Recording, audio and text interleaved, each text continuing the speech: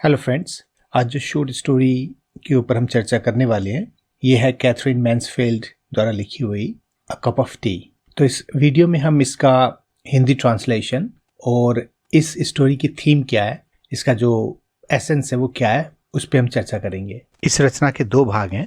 ये रचना का पहला भाग है। इस रचना का दूसरा भाग भी इस चैनल पर मौजूद है। नीचे डिस्क्रिप्शन में इसका लिंक दिया हुआ है, आप उस लिंक पर जाकर दूसरे वाले भाग को भी देख सकते हैं। अ कप ऑफ टी 1920 के आसपास लंदन के पृष्ठभूमि पर लिखी हुई एक छोटी कहानी है। इसमें जो मेन कैरेक्टर है रोजमेरी फैल्का, वो एक अमीर औरत होती है। और एक दिन क्या होता है कि जब वो शॉपिंग कर रही होती है सिटी में, तो वो एक एंटीक शॉप में जाती है। एंटीक शॉप जहाँ पे पुरानी चीज़ें या जो चीज़ें थोड़ी दुर्लभ है, जो मिलती नहीं आसानी से, विंटेज वगैरह, वो बेची जाती हैं। तो वहाँ पे वो एक छोटा सा बॉक्स देखती है, ज्वेलरी का होता है ये, और उसे बहुत अच्छा लगता है ये, उसे खरीदना चाहती है। लेकिन जब वो फिर उसकी कीमत पूछती है तो वो कीमत उसे थोड़ी महंगी लगती है, उसे ज़्यादा लगती है। तो वो कहती है कोई बात नहीं, मैं किसी दिन और आके ले लूँगी ये। और जब वो बाहर आती है तो देखती है कि एक बहुत ही लगभग उसी के एज की एक लड़की उसके पास आती है और एक कप चाय के लिए उससे पैसे मांगती है। रोजमेरी फैल ने कुछ ही समय पहले दोस्तोयेवस्की नाम के जो एक रशियन बहुत फेमस राइटर हुए हैं, उनको पढ़ा होता है, उनकी रचनाओं को पढ़ा होता है किसी, और उसी से प्रभावित होकर वो क्या करती है, उसके अंदर उस लड़की के प्रति दया की भावना आ जाती है। तो रोजमेरी क्या करती है, उसे अपने घर ले आती है और घर ले आने के बाद वो उसको चाय देती है और चाय के साथ जो भी होता है सामान वगैरह खाने के लिए उस लड़की को देती है। लेकिन रोजमेरी फैल जब इस लड़की को लेके आती है घर में, तो इसके पीछे मेन भावना ये नहीं होती कि उसे उसके ऊपर दया ही होती है। वो कुछ फैंटेसी में डूब जाती है, जैसे कि लोग उसे अच्छा बोलेंगे, उसके बारे में चर्चा होगी कि देखो कैसे एक गरीब लड़की को ये अमीर औरत अपने घर ले आई, उसको खाना दिया, बैठने के लिए जगह दी, वगैरह वगैरह। उसमें दया की भावना कम, और जो एक शो ऑफ की जो भावना होती है कि कैसे मैं अमीर औरत इस गरीब औरत की हेल्प कर रही हूँ, ये भावना उसमें ज़्यादा होती है, ताकि वो अपने दोस्तों को, अपने जान पहचान वालों को ये चीज़ दिखा सके कि वो कितनी अच्छी औरत है। तो जब शाम को उसका पति घर आता है और वो देखता है कि एक गरीब सी लड़की वहाँ पे बैठी हुई है, उसे ये बात पसंद नहीं आती। वो कहता है कि तुम्हें ऐसा नहीं करना चाहिए था, उसे नहीं लाना चाहिए था। लेकिन रोजमेरी अपनी बात पे अड़ी रहती है कि नहीं, मैंने उसकी हेल्प करनी है। तो यहाँ पे उसका जो पति होता है फिलिप, वो शायद कनिंगली या फिर जानबूझ के या बिना समझे कह देता है कि वो जो लड़की है वो बहुत ही सुंदर है। और जब ये बात वो सुनती है तो उसके बाद सारा सीन जो है चेंज हो जाता है। वो फिर उस कमरे में आती है और वो जल्दी जल्दी उस लड़की को कुछ पैसे दे के वहाँ से चले जाने को कहती है। और फिर उसके बाद वो अपने पति के पास आती है और उससे पूछती है कि क्या वो सुंदर है, और यही इस कहानी का अंत होता है। तो इस कहानी में राइटर ने जो साइकोलॉजी है लोगों की, या जो हिपोक्रेसी है लोगों की, मतलब दो चेहरे वाले जो लोग होते हैं, या कुछ चीज़ें जब हम करते हैं तो वो हम इसलिए नहीं करते क्योंकि हम करना चाहते हैं, कुछ चीज़ें हम इसलिए करते हैं ताकि उससे हमारे बड़प्पन को बढ़ावा मिले, ताकि उससे हमारा जो घमंड है उसको बढ़ावा मिले, ताकि हम लोगों को दिखा सकें, शो ऑफ कर सकें। तो इस तर्ज पे ये कहानी आधारित है। तो चलिए आइए शुरू करते हैं। रोजमेरी फैल wasn't exactly beautiful. रोजमेरी फैल सुंदर नहीं थी। No, you couldn't have called her beautiful. नहीं, आप उसे ये नहीं कह सकते थे कि वो सुंदर है। Pretty, ठीक ठाक सुंदर। तो यहाँ क्या होता है, इंग्लिश में अगर आप ब्यूटीफुल और प्रिटी को कंपेयर करते हैं तो ब्यूटीफुल होता है जिसे देख के आपको लगे कि हाँ कितनी अद्भुत चीज़ है, कितना सुंदर है, मतलब देखते रहने को जी करता है।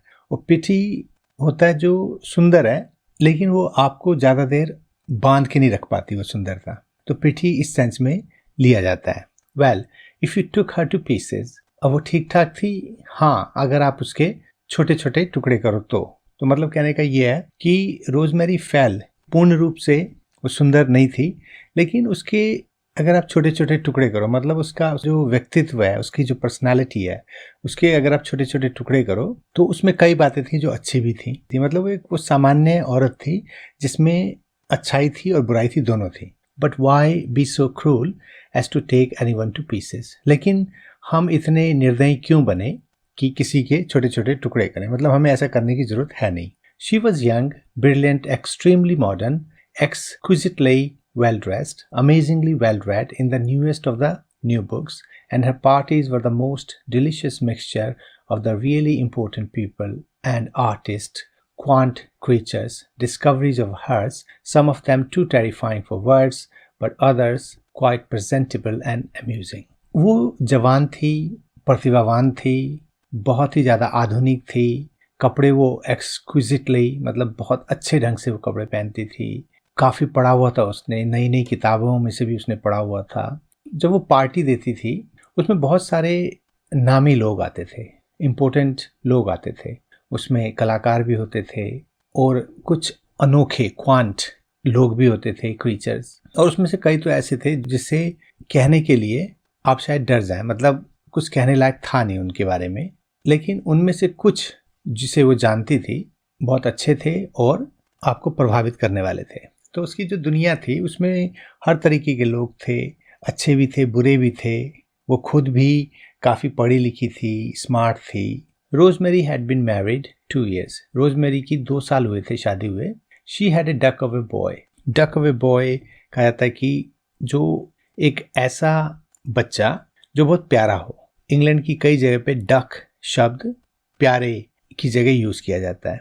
No, not Peter, Michael. नहीं, उसका नाम पीटर नहीं, माइकल था। And her husband absolutely adored हर।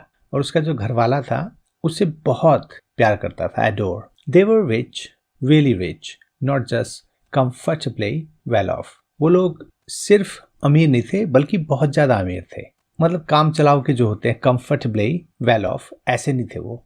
क्योंकि ऐसा जो शब्द है सुनना, कंफर्टेबली वेल ऑफ, ऐसा लगता है कि ऑडियस, जैसे कि घिनौना और स्टफी, पूरा घुटन से भरा हुआ और लगता है कि हम किसी के दादा दादी के बारे में बात कर रहे हैं।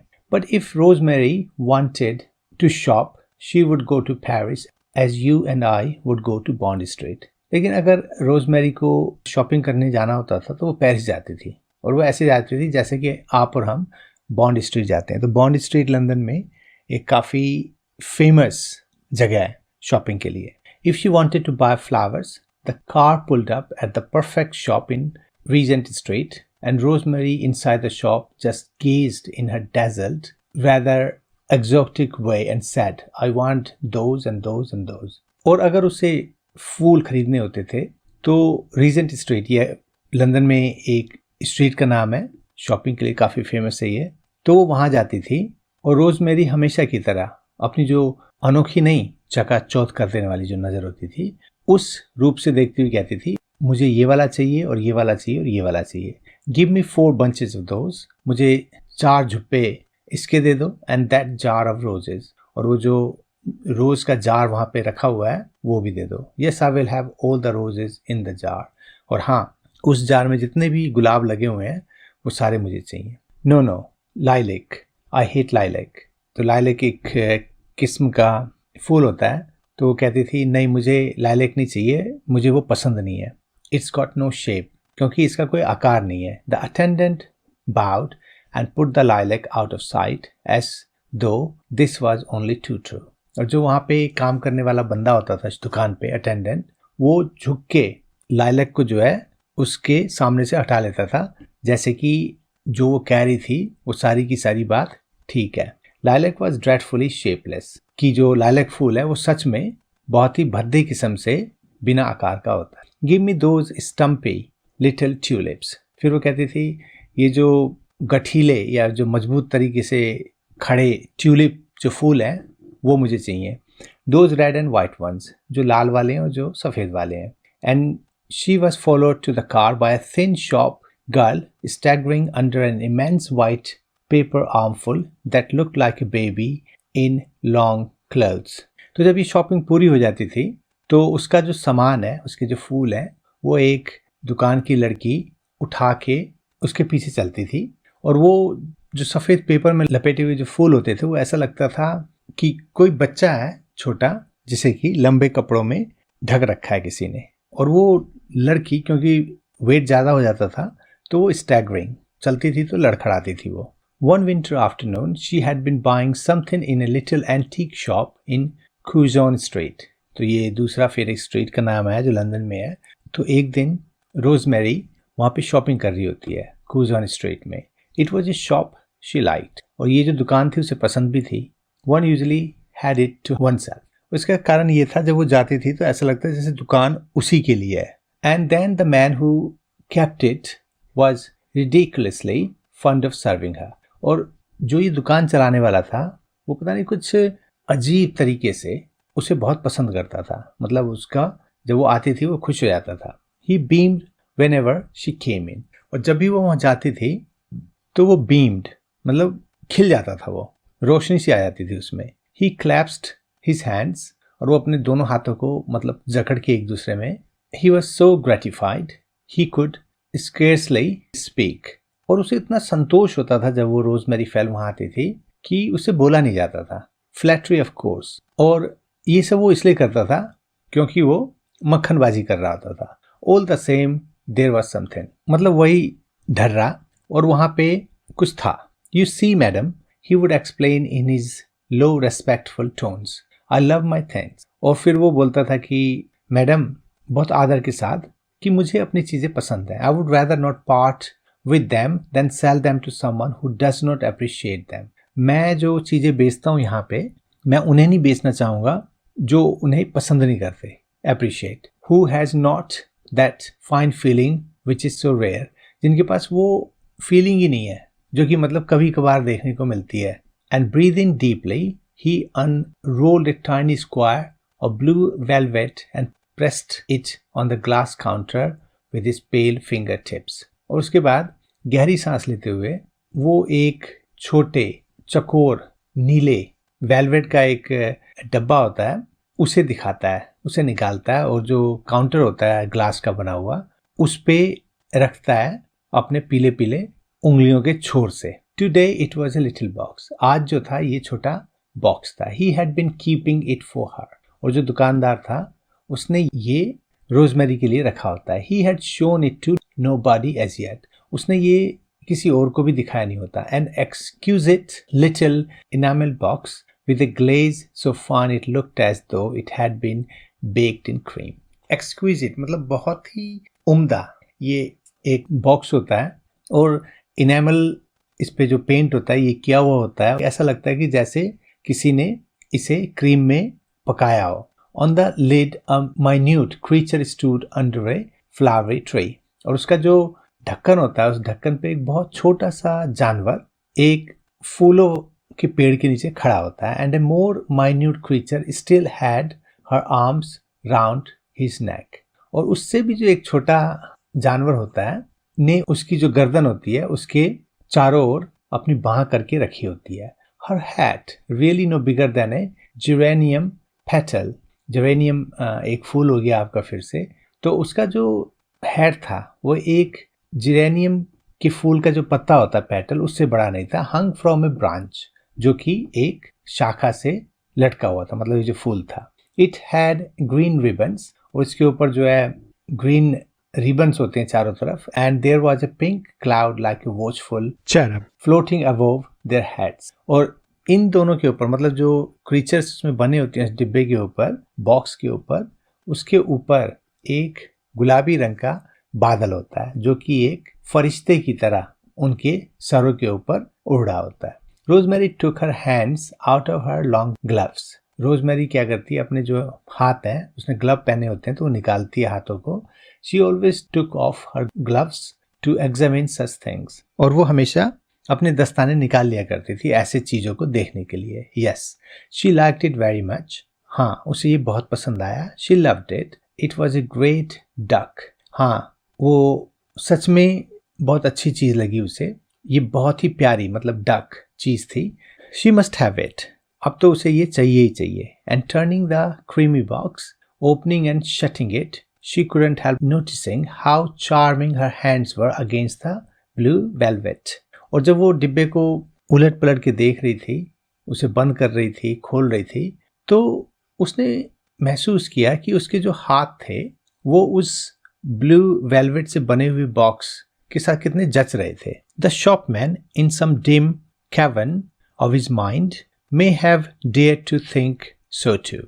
और वो जो दुकान वाला था, उसकी जो मंद बुद्धि की डिम गुफा जैसा उसका जो दिमाग था, मतलब जो जिसमें ज्यादा समझदारी ना हो, उसने भी शायद ऐसा ही सोचा होगा. For he took a pencil, leant over the counter, and his pale bloodless fingers crept timidly towards those rosy flashing ones as he murmured gently, "If I may venture to point out to madam the flowers on the little ladies' bodies." तो क्या करता है, एक pencil निकालता है, counter पे झुकता है, उसके बाद जो उसकी पीली सफेद जिसमें शायद खून ही ना हो ऐसी जो फिंगर होती हैं उसकी, वो धीरे धीरे रेंगते हुए रोजमेरी फेल की उंगलियों की तरफ बढ़ती है. और उसके बाद वो बहुत ही मतलब धीरे से बुदबुदाता है कि अगर मैं आपको ये दिखा सकूं, वेंचर टू, कि देखो जो छोटी जो क्रीचर जो बनी हुई थी उस डब्बे पे, उसकी आप बॉडीज देखो, मतलब उसकी जो चोली है उस पे कितने अच्छे फूल बने हुए हैं. तो यहाँ पे ये दिखाने की कोशिश की गई है कि वो जो दुकानदार है वो रोजमेरी फेल के प्रति इन्फैचुएशन रखता है, मतलब उसके प्रति उसकी फैंटेसी है, वो उसे बहुत पसंद करता है. चार्मिंग, बहुत अच्छा. रोजमेरी एडमायर द फ्लावर्स, तो रोजमेरी जब वो देखती है उस फूल को, उस छोटे क्रीचर के शरीर पे बने हुए फूल को, तो वो कहती है बहुत अच्छा. But what was the price? For a moment the shopman did not seem to hear. और जब वो पूछती है कि कितनी कीमत का है ये, तो शॉपमैन जो होता है ऐसा लगता है कि जैसे उसने ये शब्द सुना ही नहीं. देन ए मर्मर रीच्ड हर, 28 guineas मैडम. फिर वो क्या करता है कि उसकी एक बुदबुदाहट सुनाई देती है उसको कि 28 गिनीज. तो गिनीज क्या था? एक करेंसी थी, इंग्लैंड में होती थी उस समय के आसपास. वो ये ज्यादातर सोने के सिक्के की बनी हुई एक गिनी होती थी. तो वो 28 सोने के सिक्के मांग रहा है इसमें. 28 guineas. Rosemary gave no sign. She let the little box down. 28 guineas. लेकिन वो कुछ ऐसा दिखाती नहीं है और उसके बाद वो बक्से को नीचे रख देती है. She buttoned her gloves again. उसके बाद वो अपने दस्ताने के बटन लगा लेती है. 28 guineas. 28 guineas. Even if one is rich. और ये जो कीमत थी वो अमीरों के लिए भी कुछ ज्यादा ही थी, मतलब काफी कीमत वाली चीज थी ये. She looked vague. वो ऐसा लगा जैसे उसे समझ नहीं आ रहा था, वेग, कि वो क्या करे. She stared at a plump tea kettle like a plump hen above the shopman's head, and her voice was dreamy as she answered, "Well, keep it for me, will you?" उसके बाद वो क्या करती है, एक गोल मटोल चाय की केतली होती है, जैसे कि एक गोल मटोल फूली हुई मुर्गी होती है, उसी तरह की केतली होती है, और वो दुकानदार के सर के ऊपर, वो उसके पीछे की तरफ वो लगी होती है, तो वो उस पर निगाह डालती है, वो देखती है उसे. उसके बाद वो कहती है, और उसकी जो कहने का ढंग होता है ऐसे लगता है जैसे कि वो किसी सपने में बोल रही हो. वो कहती है कि ऐसा करो, इसे कुछ दिन के लिए मेरे लिए रख लो. I will. मैं, इतना ही कहती है वो. But the shopman had already bowed as though keeping it for her was all any human being could ask. लेकिन अपना सेंटेंस पूरा करने से पहले ही जो दुकानदार होता है उसने अपना सर झुका लिया होता है, जैसे कि यही सबसे जरूरी बात है. कहने का मतलब ये है कि उसे इस बात को करने में बहुत ही अच्छा लगता है कि ये वो जो सामान है रोजमेरी फेल के लिए रिजर्व करके रख रहा है. He would be willing of course to keep it for her forever. और सही मानों में पूछो तो वो उसके लिए ये सामान हमेशा के लिए रख सकता है. The discrete door shut with A click. और जो डिस्क्रीट, कुछ छुपा हुआ हो ऐसा दरवाजा होता है, उसके बाद वो वहां से चली जाती है. She was outside on the step gazing at the winter afternoon.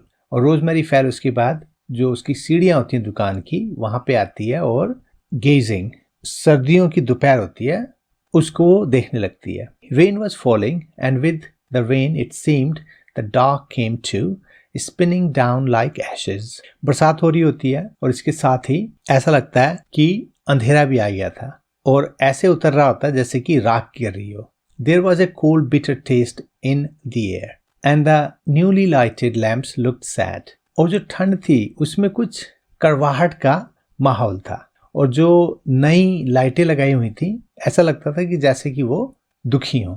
Sad were the lights in the houses upset. और इसी तरह जो घरों में रोशनियां थीं वो भी ऐसा लगता था जैसे दुखी हो. Dimly they burned as if regretting something.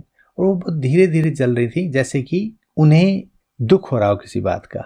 And people hurried by, hidden under their hateful umbrellas. और जो लोग थे वो बहुत जल्दी से आ जा रहे थे और उनके जो चेहरे थे वो छातों के नीचे, जो कि शायद उन्हें पसंद नहीं थे, उसके नीचे छुपे हुए थे. रोजमेरी फेल्ट ए स्ट्रेंज पैंग. तो रोजमेरी भी इस बात को महसूस करती है. मतलब जो चारों तरफ डिप्रेशन सा माहौल होता है, इतनी खुशहाली नहीं नजर आती, चारों तरफ ठंड होती है, बत्तियां भी डिम होती हैं और लोग आ जा रहे होते हैं जैसे भाग रहे हो कहीं. तो रोजमेरी भी इसी तरह की एक दुखी भावना को फील करती है. She pressed her muff against her breast. तो उसका जो मफलर होता है वो अपने छाती की तरफ वो भींच लेती है, मतलब थोड़ा दबा लेती है. She wished she had the little box to cling to. और उस समय उसे लगता है कि वो जो बॉक्स था जो उसने खरीदा नहीं, अगर वो भी उसके पास होता जैसे कि वो अपने नजदीक रख लेती. To cling to. Of course the car was there. और जो जिस कार में उसे जाना था वो वहीं पे लगी हुई थी. She had only to cross the pavement. और कार तक जाने के लिए उसे जो फुटपाथ था उसे क्रॉस करना था. But still she waited. लेकिन फिर भी वो खड़ी रहती है वहाँ.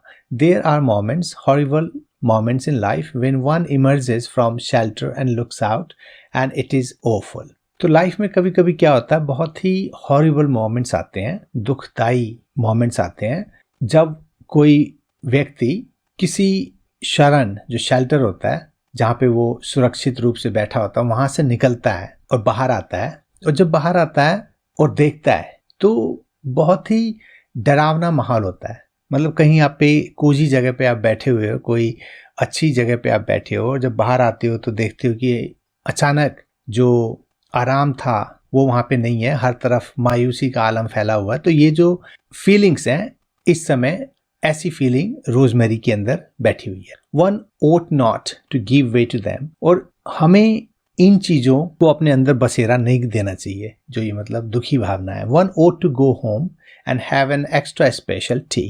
और ऐसे वक्त में क्या होता है कि आप घर जाओ और एक अच्छी चाय पियो तो वो चीज़ें बदल देता है. But at the very instant of thinking that a young girl, thin dark shadowy, where had she come from. लेकिन उसी वक्त जिस समय वो ये चीज़ें सोच रही होती है कि एक जवान लड़की जो पतली होती है और मतलब एक साय की तरह होती है, कहीं से निकल के आती है. Was standing at Rosemary's elbow and a voice like a sigh, almost like a sob, breathed, madam may I speak to you a moment. तो वो कुछ ही दूर पे खड़ी होती है रोजमेरी से, और उसकी जो आवाज़ होती है ऐसा लगता है जैसे उसने एक निश्वास लिया हो, जैसे कि वो सुबक रही हो.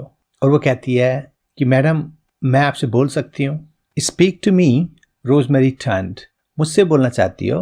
उसके बाद रोजमेरी घूम जाती है. She so a little battered creature with enormous eyes, someone quite young, no older than herself, who clutched at her coat collar and reddened hands. She shivered as though she had just come out of the water. तो देखती कि वहाँ एक छोटी सी औरत बहुत बुरी तरह से प्रभावित हुई होती है मौसम से, वो जो कि बहुत जवान होती है, शायद उसकी ही उम्र की हो, और उसने अपने कोट के जो कॉलर होते हैं अपने लाल हाथों से दबोच के पकड़े हुए होते हैं. वो ऐसे कांप रही होती है जैसे कि वो अभी अभी पानी से निकल के आई है. Madam stammered the voice. तो वो हकलाते हुए कहती है कि madam would you let me have the price of A cup of T. कि क्या आप मुझे एक कप चाय पीने के लिए पैसे दोगी. A cup of tea. There was something simple, sincere in that voice. It wasn't in the least the voice of a beggar. चाय के पैसे. और जो बात उस लड़की ने कही होती है वो बहुत साधारण होती है और बहुत ही भलेपन से उसने ये कहा होता है, सिंसियरली, और ये किसी भिखारी की आवाज भी नहीं लगती. Then have you no money at all, asked Rosemary. तुम्हारे पास पैसे बिल्कुल भी नहीं है, रोजमेरी पूछती है. None madam came the answer. नहीं, कुछ नहीं है, वो लड़की कहती है. How extraordinary. कितनी अजीब बात है. Rosemary peered through the dusk and the girl gazed back at her. तो ये कह के रोजमेरी जो है बहुत ही परेशानी के साथ जो धुंधला सा उजाला होता है उसमें देखती है और जो लड़की होती है उसकी ओर देखती है. तो यहाँ पे रोजमेरी जब कहती है कि कितनी अजीब बात है, तो रोजमेरी को ये समझना बहुत कठिन लग रहा है कि कैसे किसी आदमी के पास इतने पैसे भी नहीं हो सकते कि वो एक कप चाय पी सके, क्योंकि वो खुद बहुत अमीर होती है। तो उसके लिए ये इमेजिन करना बहुत ही मुश्किल हो जाता है। How more than extra ordinary, ये तो अनोखी से भी अनोखी बात है कि कैसे मतलब किसी के पास इतने पैसे भी नहीं हो सकते। And suddenly it seem to Rosemary such an adventure, और अचानक क्या होता है, रोजमेरी को लगता है कि ये तो बहुत ही एडवेंचर वाली बात हो गई। It was like something out of a novel by Dostoevsky, this meeting in the dusk. और एक पल के लिए उसे लगता है कि ये तो कोई ऐसी घटना हो गई जिसका जिक्र दोस्तोवस्की ने अपनी उपन्यास में किया हो, जो कि इस धुंधले प्रकाश के समय पर हो रही है। तो दोस्तोवस्की एक बहुत ही प्रसिद्ध रशियन नॉवेलिस्ट हुए हैं, और रोजमेरी को लगता है कि जो बात अभी हो रही है कि कैसे जो एक अमीर औरत के सामने एक बहुत ही गरीब औरत पैसे मांग रही है, उसके पास इतने पैसे भी नहीं है कि वो एक कप चाय पी सके, तो ये उसको बहुत ही लगता है जैसे कि किसी उपन्यास में ये कहानी घट रही है। उसे लगता है कि ये जो कन्वर्सेशन चल रहे हैं दोनों के बीच में, ये किसी उपन्यास से कम नहीं है। Supposing she took the girl home, क्या हो अगर वो उस लड़की को घर ले जाए। Supposing she did do one of those things she was always reading about or seeing on the stage, what would happen. क्या हो कि वो ऐसी कोई बात करे, मतलब उसे घर ले जाए और ऐसी बातें वो पढ़ती रहती है, वो देखती रहती है स्टेज पे, तो क्या हो अगर ऐसा वो करे। इट वुड बी थ्रिलिंग, इसमें बहुत मजा आएगा। And she heard herself saying afterwards to the amazement of her friends, उसके बाद में वो खुद को सुन सकती थी कि वो अपने दोस्तों से कह रही है, I simply took her home with me, मैं उसके बाद उसे अपने घर ले आई। As she stepped forward and said to the dim person beside her, come home to tea with me। उसके बाद रोजमेरी क्या करती है, एक कदम आगे जाती है और धुंधला सा जो वो लड़की होती है उसके पास जाके कहती है, चलो और मेरे साथ चाय लो मेरे घर पे। तो जैसे कि आपने इन लाइनों में देखा कि रोजमेरी उसे घर ले जा रही है, लेकिन वो ऐसा इसलिए नहीं कर रही क्योंकि उसके अंदर दया भाव जाग उठा है या उसकी नेचर ऐसी है। वो इसलिए कर रही है कि उसके लिए बहुत ही अनोखा एक अनुभव है कि कैसे कोई आदमी इतना गरीब हो सकता है। और दूसरी बात, ये उसके लिए एक कहानी की तरह हो जाएगा, एक एडवेंचर की तरह हो जाएगा, जो कि वो अपने दोस्तों के साथ शेयर कर सकती है कि कैसे वो लड़की ऐसे खड़ी थी और मैंने उसे कहा चलो तो मेरे साथ मेरे घर चलो और मेरे साथ चाय लो। तो ये वाहवाही लूटने के लिए या खुद को लाइमलाइट में लाने के लिए या शो ऑफ करने के लिए, ये बहुत चीज़ों में से एक थी, लेकिन ये दया के कारण नहीं था। द गर्ल ड्रू बैक स्टार्टलेड, तो ये सुन के जो लड़की होती है वो थोड़ा आश्चर्य में आ जाती है और थोड़ा पीछे चली जाती है। She even stopped shivering for a moment, और वो थोड़ी देर के लिए उसका कप कपाना भी बंद हो जाता है, shivering. Rosemary put out A hand and touched her arm, I mean it, she said smiling. लेकिन रोजमेरी क्या करती है, उसकी बाहों को छूती है और कहती है, नहीं मैं सच में तुम्हें घर ले जाना चाहती हूँ। और उसके बाद उसके चेहरे पे हंसी होती है। And she felt how simple and kind her smile was. उसके बाद वो ये भी महसूस करती है कि उसकी जो स्माइल थी उसमें कितनी दया थी और कितनी साधारण थी, मतलब उसमें कोई छल नहीं था। वाई वॉन्ट यू, क्यों नहीं आना चाहती तुम मेरे साथ। Do come home with me now in my car and have T, मेरे साथ मेरे कार में मेरे घर चलो और मेरे साथ चाय लो। You don't mean it, madam, said the girl, and there was pain in her voice. तुम सचमुच में क्या मुझे घर ले जा रही हो, लड़की के कहने का मतलब यहाँ पे ये होता है, और ये कहने के साथ ही उसकी जो आवाज होती है उसमें एक दुख भी होता है। But I do, cried Rosemary. I want you to please me. Come along. तो रोजमेरी जोर से कहती है कि हाँ मैं तुम्हें सही में घर ले जाना चाहती हूँ, तुम मेरे साथ चलोगी तो मुझे भी खुशी होगी, आ जाओ। The girl put her fingers to her lips and her eyes डिवाउड रोजमेरी। तो वो लड़की क्या कहती है, अपनी जो उंगलियां होती हैं अपने होठों पे रख लेती है, मतलब उसे विश्वास नहीं हो रहा होता कि ये जो औरत है जिससे मैं अभी अभी मिली हूँ वो मुझे अपने साथ उसके घर ले जाना चाहती है। You are not taking me to the police station, she stammered. अब यहाँ तक भी उस लड़की को विश्वास नहीं हो रहा होता कि रोजमेरी उसे घर ले जाना चाहती है। उसे लगता है कि वो शायद उसे पुलिस स्टेशन ले जाना चाहती है। तो वो उससे पूछती है हकलाते हुए कि तुम मुझे पुलिस स्टेशन तो नहीं ले जाओगी। The police station Rosemary laughed out. Police थाने, और ये कह के रोजमेरी जो है हंसने लगती है। Why should I be so cruel? मैं ऐसा क्यों करूंगी तुम्हारे साथ? No, I only want to make you warm and to hear anything you care to tell me. नहीं, मैं तो चाहती हूँ कि तुम्हें जो ठंड अभी लग रही है, जिन हालात में तुम हो, उससे तुम थोड़ा बाहर आके थोड़ा तुम गर्म हो जाओ और मैं तुम्हारी कहानी सुन सकूं जो कि तुम मुझे बताना चाहो। Hungry people are easily led. The footman held the door of the car open and a moment later they were skimming through the dusk. और यहाँ पे राइटर कहती है कि जो भूखे लोग होते हैं उन्हें जल्द ही मनाया जा सकता है। और उसके बाद क्या होता है कि फुटमैन, वर्दी पहन के जो उसका ड्राइवर होता है रोजमेरी का, वो कार का दरवाज़ा खोलता है और कुछ ही पल के बाद वो उस कार में उस धुंधले उजालों के बीच में फिसल के जा रहे होते हैं। तो दोस्तों, ये था इस रचना का पहला भाग। होपफुली आपको ये वीडियो पसंद आया हो। अपने कमेंट्स हमें ज़रूर दें और चैनल को लाइक और सब्सक्राइब करना ना भूलें। जल्दी आपसे फिर मुलाकात होगी।